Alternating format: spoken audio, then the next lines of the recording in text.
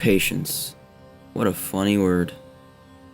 I would never have thought it would be the last thing to come to mind when... well, let's just say that I don't really have time left to be patient.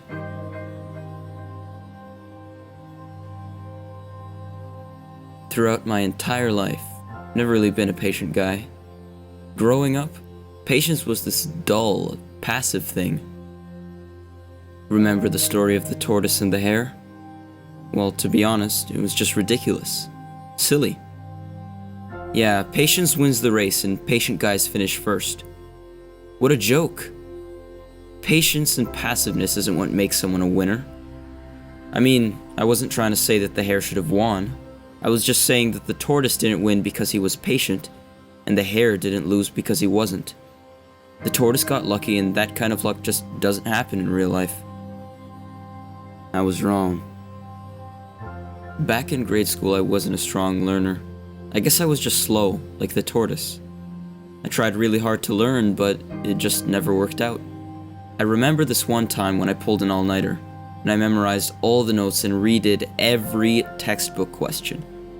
And on that test, history, I think, I still failed. At this point, I felt like my life was terrible enough, with my failing grades and feeling down every single day. But then my best friend's parents died in a car crash, and he blamed himself. I had no idea how to comfort him. What would a 10-year-old know about death when he'd just barely begun to taste life? I couldn't understand it. And it didn't stop there.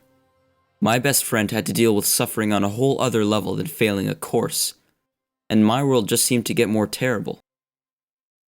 Or perhaps I just started to notice things more. But that's the thing about pain, it demands to be felt. I think it was back then that I started to feel it more and more. I used to take piano lessons downtown, and every time I got out of the subway to make that trek to my teacher's studio, there was always this guy in this really shabby coat, squatting outside the McDonald's at the stoplight. He didn't even have a bowl or anything in front of him. He was just there. I saw him every time I went to that studio for over 5 years. I was always curious about how he kept living and sitting there for that long. His life seemed so purposeless. I just couldn't understand how he had the capacity to keep living it. And then 9/11 came, and everyone started to look at Mom funny because she wore hijab, but she never took it off. And even though I admired her for that, at the time it confused me. Was getting dirty looks at the grocery store and being avoided by all the neighbors worth it? Auntie and uncle, grandma and grandpa, brother and sister Obaid, they were all in on this secret that I couldn't understand. Wars raged on, and death tolls just flashed on the television every day until they seemed to lose their meaning. I don't remember a single week where I didn't hear of anyone dying. Not even like old age or cancer dying, not when nature takes its course. These people were murdered. Husbands left wives for younger women. My Arabic teacher was upset about it for weeks. Although she still came to class and she did a good job feigning a smile between sobbing during recess. And then there's me, stuck in a bed. I can't move, I can't talk, I can barely breathe. What are we doing? What's the point? We all know we die, that's the only certainty in life. Why don't we just give up?